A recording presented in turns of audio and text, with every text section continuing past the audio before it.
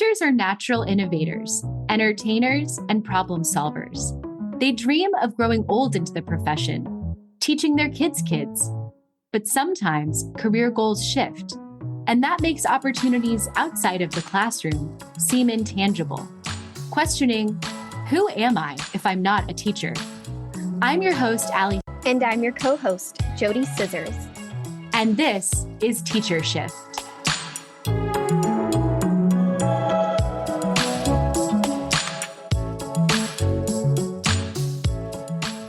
Sometimes we make temporary shifts and need longer-term plans. We know that our teacher brain skills can help us build upon our strengths to pursue new paths. Today, we talk with a guest that carved a fruitful career after leaving the classroom. Joanna Guldin-Noll is the writer behind one of the largest military spouse lifestyle blogs, Jo My Gosh. Her writing has been featured globally. She is currently the social media manager at military.com and co-host of Pillar Deployment Retreat. Joanna lives in central Pennsylvania with her Navy veteran husband, John, and her puppy, Albus. Welcome to the show today, Joanna. Thanks for having me. It's so nice to be here. We're so glad to have you on the podcast. And you and I are both former teachers who left the profession when we were married to our service members, albeit for different reasons. I know that military life definitely played a factor into my decision leaving, and I believe it did with yours as well. So I'm excited to start us off today to talk a little bit about teaching as a career for military spouses, the good, the bad, the ugly, and how this may have led to a career transition for you. So do you want to tell us a little bit about your experience? I was a teacher straight out of college. I had a little bit of a non-traditional path to it. So I went to college thinking that I was going to be a secondary English ed teacher. And when I got about into my sophomore year, I realized that I had exhausted all of the course requirements for the secondary English ed major as far as subject matter. And I felt that I was still not equipped to be able to be a subject matter expert. And I love the English classes. So I decided I changed just to be an English major. And then my senior year, I was like, I still really want to be a teacher. So I ended up actually going the route of Teach for America, which is a whole different podcast for another day. But I ended up teaching in Baltimore City at the same school for 5 years. And I loved it. I originally planned just to stay for 2. I got a master's of education in teaching from Johns Hopkins while I was there. And I love my students. I love my school. I love my colleagues. I taught the best subjects. Like I taught American Lit, which I can't even say how much I loved it. I had a lot of autonomy on how I presented material. So I got to do a lot of really creative things. We got to do some drama. I pioneered our AP literature and language program at the school. And so I got to do a lot of really fun, creative, really engaging things there too. And during that time in Baltimore, I ended up falling in love with a sailor. And it was actually somebody I'd known from college. So I have terrible timing, right? But we ended up falling in love and we decided to get married. So at the end of my 5th year of teaching, I left to go get married and be where John was, which was a state away in Virginia. And at that time, there wasn't as much teaching certification reciprocity as there is now. And because of John's career and the timeline for the things that he had to do, it really didn't make sense for me to pursue a certification in Virginia and go through all of the hoops and everything because we didn't know how long we were going to be there. And I really wanted to have roots in a school to be able to teach. I really did not want to, be somewhere for 6 months and then have to make a military move to the other side of the country. When you went into teaching, did you go into it with the intention of like, this is going to be a long-term career? I mean, you said you were in it for 5 years, right? Yeah. And so what was kind of your intention going into the profession? Yeah, I think I was in it for the long haul. I've always loved teaching. Teaching has always been something that was a viable career path for me. Not to mention that I was kind of brainwashed because both my parents are teachers and my grandmother was a teacher too. My parents, they taught at the same schools their entire career. They have such an illustrious career for both of them with tons of students who have gone on to do wonderful things and that they keep in touch with. And I love the idea of being able to be in a position to make kids' lives better and to be able to inspire them and to equip them with the skills that they needed to go out into the world and do really great things. So I really did think that I was going to be there. And quite frankly, I was really considering being in Baltimore for a very long time. But, the Navy had different plans. The Navy always has other plans. I think it's really interesting, Joanna, that because you had the examples of your parents, you kind of knew maybe what type of an educator you wanted to be, the impact that you'd want to make on your students and community, and realizing pretty early on that that would be a challenge with military life because you don't always get to decide where you stay, where you go. And that makes teaching really hard. I can say that as someone who's taught in 4 different states and tried to restart my career as a military spouse multiple times. I didn't come to that conclusion until really the last school that I was at. And it was heartbreaking to leave. And I didn't think I could do it again because I had worked so hard to build something at my school and I had to say goodbye to the students again. And I didn't really feel like my work was done. So I think it's pretty amazing that you had that kind of foresight to know maybe that wasn't going to be realistic, knowing the situation because you married someone in the Navy. I'm not a military spouse, but I did move a lot. That's something that Ali and I have in common. And I had to get certifications in other states. And it was a little frustrating moving and knowing that we were going to be there for a short time because of the nature of my husband's job. Luckily, with experience as a teacher, the tests did become pretty easy to take because you just it's just like ingrained in you. So that was never really like an issue. But you have to pay for the tests. You have to study for them. You have to carve out time on the weekend to go take them. And it was a little tough to have to move, restart, and get that renewal. So I could totally relate to the hesitation to even wanting to start over in that regard. I think too, part of it was also my personality. I am much more of an introvert than an extrovert. And so for me, going into a school and not knowing anybody and having to build all of those relationships with colleagues and with staff and faculty and then with students and not knowing how all the family trees that work in the school and everything was so intimidating to me. Where I think if I was more extroverted and I was just like, I make friends everywhere I go, this is fine, I think that I would have been much braver, maybe, to do that. What I like about what you were saying before was that just you're really passionate about the subject matters that you taught. And you've managed to make a transition where you're writing, you're kind of like fulfilling this passion that I guess was kind of innately a part of who you were as a teacher.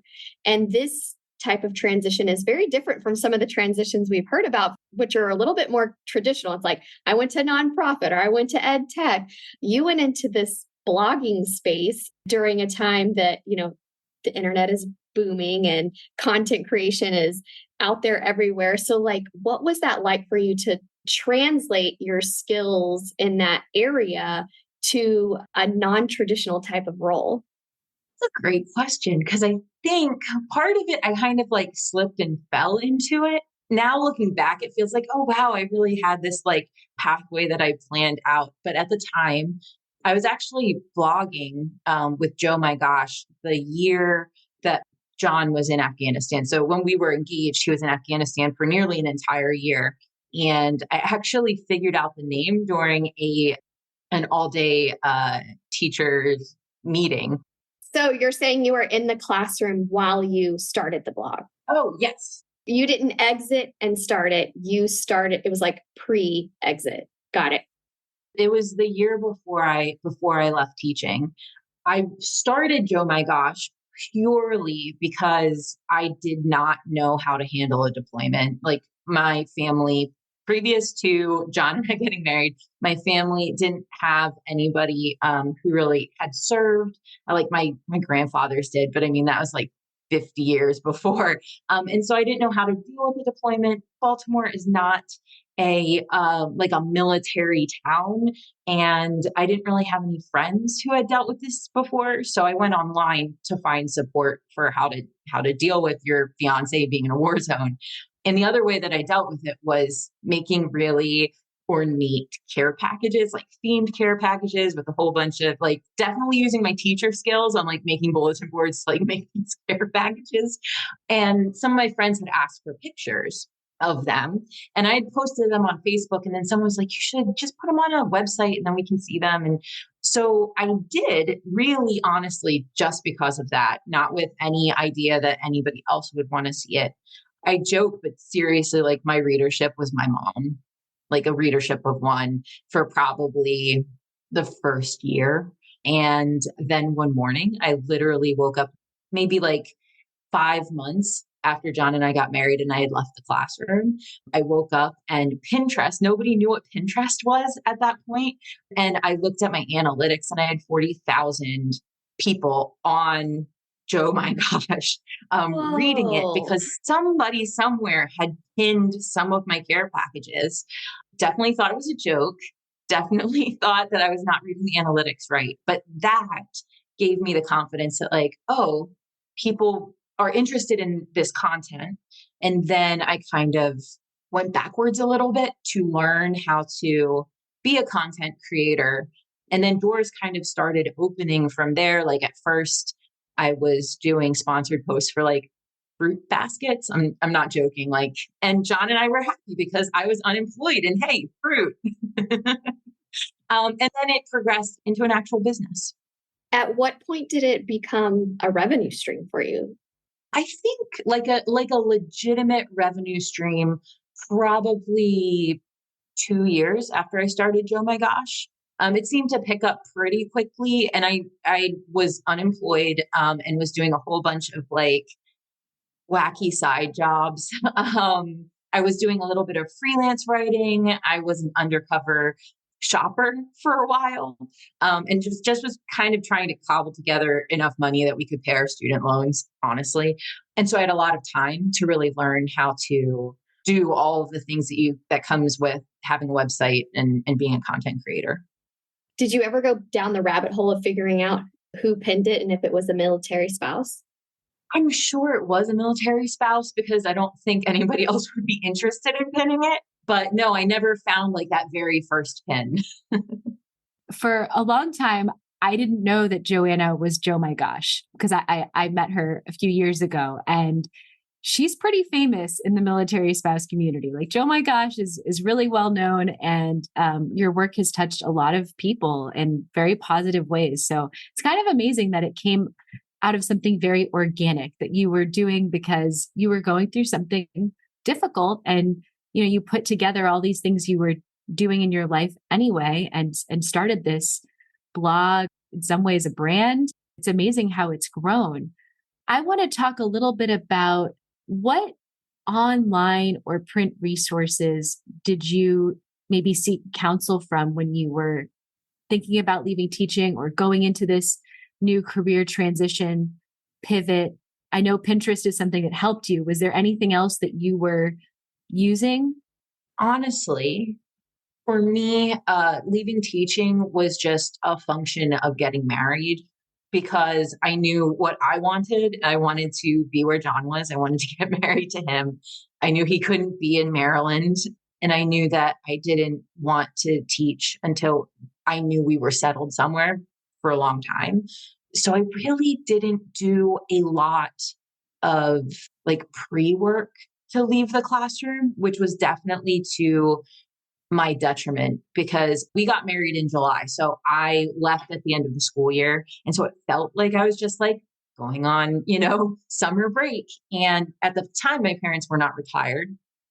And so they went on summer break, and it just felt like normal life. Like, this is how we've been doing life for a very long time.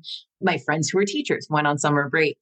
And then everybody went back to work except for me in August. And I had a huge crisis, like a huge crisis of self, of like career, like a spiritual crisis. I legitimately sat in like our new apartment. John was like working like 15-hour days. So he was not around a whole lot, and like just cried for hours because I did not know what to do. So in hindsight, I wish I would have sought out resources. But at the time, I just, I was like, I'm getting married and this is going to be great. And it was great because I was married to John, but it was not great because I did not realize how ingrained it was in me that like a career was a very important part of myself. And also how much I had tied my self-worth to a paycheck. And that was really hard too. I can relate to many of those feelings that you were having. How did your parents respond to not going back to the classroom since they were teachers and this was kind of like the profession that you always knew? What was their reaction? My parents have always been super supportive. Like when I said I wanted to teach in inner city Baltimore, I know that there were a lot of people, my colleagues in Teach for America, where they had parents like actively trying to dissuade them from going other places or even being a teacher. My parents didn't say a word. They were just like, that's awesome. Like, how can we help? Even if they were, worried, because like I'm from a rural area. I've never lived in a city. I went to Penn State, which is just basically a big town, so I'd never lived in a city or anything. They were super supportive. They were so supportive of my teaching career. Like my dad came down before school started the one time and helped me set up my classroom and like fix things in my classroom that had been broken for probably like 25 years. Don't you love those helping hands? That's the best. Fantastic. And then the same thing when I left the classroom, they've never once asked me if I was making the wrong decision. They were very supportive. I think they were a little worried because they just didn't, both of them have worked at the same school for their entire careers. And so career switching and moving around was just not anything they'd experienced. But I think they had enough faith in like my scrappiness to be okay with it. That's great to have that support system. Ali and I just talked about how you have to have good people around you, cheerleaders, people that really know you and believe in what you're capable of. And it sounds like they had a lot of confidence in you and in your abilities. And I also want to point out, like, Ali said that you're famous in the military community, which doesn't seem like those things go together, but they do. I think all personalities can be impactful, whether you're famous or whatever it might be. Like introverts, extroverts, people that lie in between can find avenues for making an impact in education or outside of education. I mean, you have to have some sort of like personality and engagement traits if you're going to be a teacher, and they definitely translate to other places. One other thing that you just said about like the scrappiness, because I was thinking about your side hustles or your gigs that you were doing to make ends meet. I think that is something that teachers are good at doing too. Like we know that teacher pay is usually not enough to live off of. So generally, people are used to doing something on the side anyway. And so even if maybe you don't have a plan right away, you haven't been researching it, teachers figure out a way to make ends meet and to pay for their, quality of life, rent, mortgage, etc. when they're leaving. It may not be the perfect or ideal situation to begin with, but that scrappiness is something I think we're really good at, of just getting out there and doing what we need to do, and generally leads to something else. I'm curious to know how you went from that kind of gig life and starting the blog, and how did you end up in your current role as social media manager of military.com? So Joe My Gosh kind of acted like a writing portfolio for me. And it is something that I'm really grateful to military life. Like at the beginning, I was like, oh my gosh, I'm giving up everything because the military keeps making John move and all this stuff, But one thing I really wanted to do alongside of teaching was to be a writer, to be a professional writer. And that happened for me, which was really, really exciting. Again, something I kind of fell into, but oh my gosh, acted like a portfolio, really. I was contacted by brands at first to write sponsored content for them or to write content that would live on their sites. There were a bunch of phenomenal military spouse entrepreneurs who were older than me, who had lived this life longer than I had, and who reached out to me to do work for them or for the brands that they had. And so, kind of through that networking, I ended up working for it's a website that's now defunct, but I ended up working as the editor of that website. And then I worked in the nonprofit military community for a little bit. And then just honestly, through networking, I ended up at military.com as a social media manager. But the strain through all of those jobs was that Joe My Gosh was showing my skills and what I brought to the table. And that was kind of what kept propelling me from job to job. It also expanded your network. Like you went from having this teacher network and then you have this blog that really catapulted your brand and your skills. And so it sounds like through that avenue, you were able to expand pretty greatly to a point where people were reaching out to you. Oh, absolutely. Yeah, definitely. It helped me find a community where I didn't really have one before.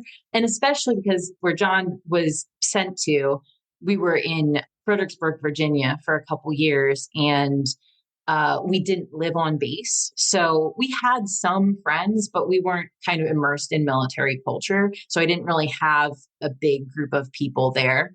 My group of people were online, and I could take them with me wherever I wanted to go. Did you feel like when you made the decision to leave teaching, if you decided that that was actually not the best decision or the best long-term decision, that you could go back to the classroom? Yeah. I mean, John and I talked about that on numerous occasions, talking about like when he got out of the Navy, would I want to go back to teaching?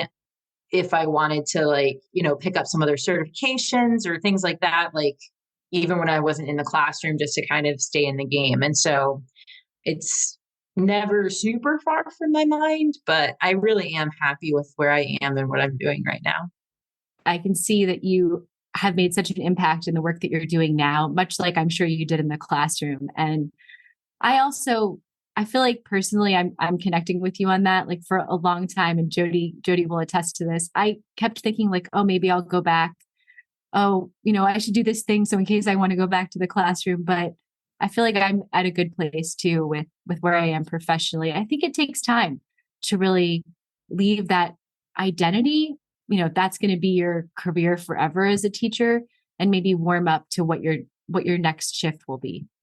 For someone that's in a similar situation as you, or they're just considering leaving, shifting out of the profession, or just making a smaller shift, what would you say to them in terms of some advice?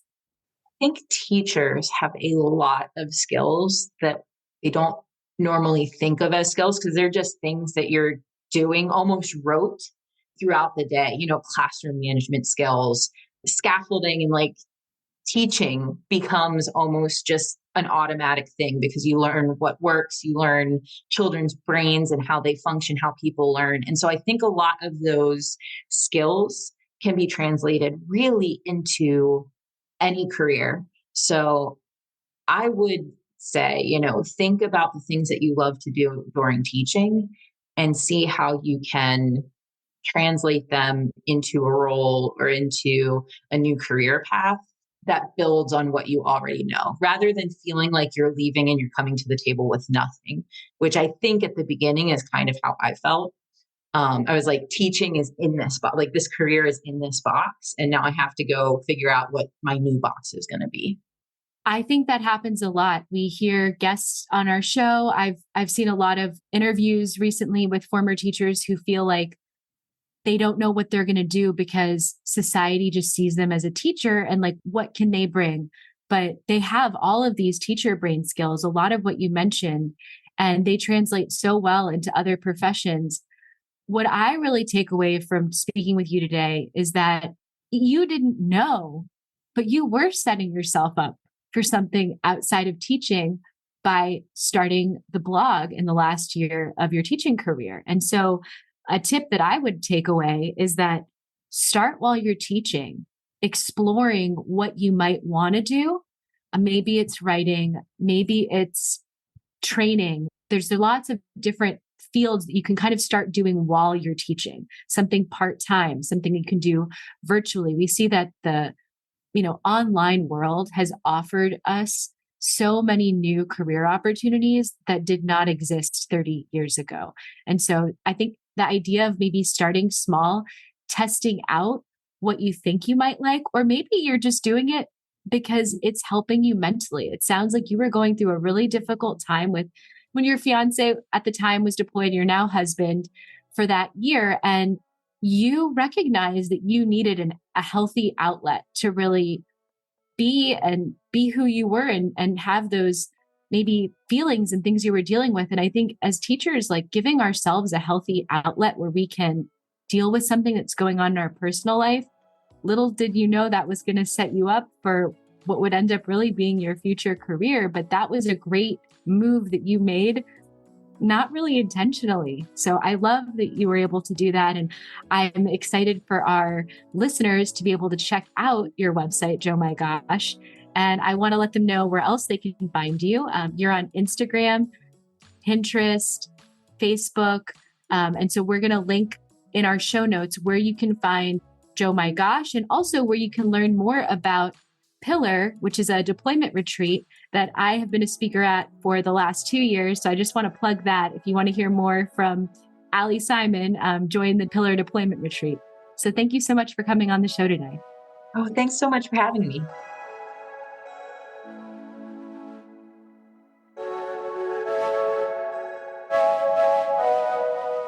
Are you interested in suggesting a topic for Teacher Shift, being a guest, or recommending a guest?